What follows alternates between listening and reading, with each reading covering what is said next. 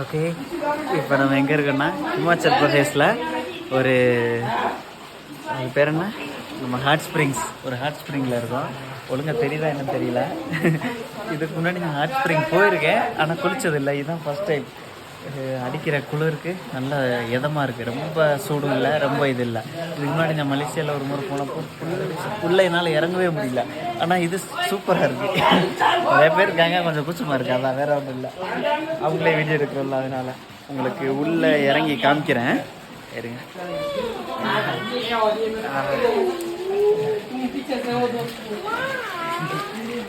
கரெக்டாக குளிக்கிற மாதிரி கட்டி வச்சுருக்காங்க குட்டியாக.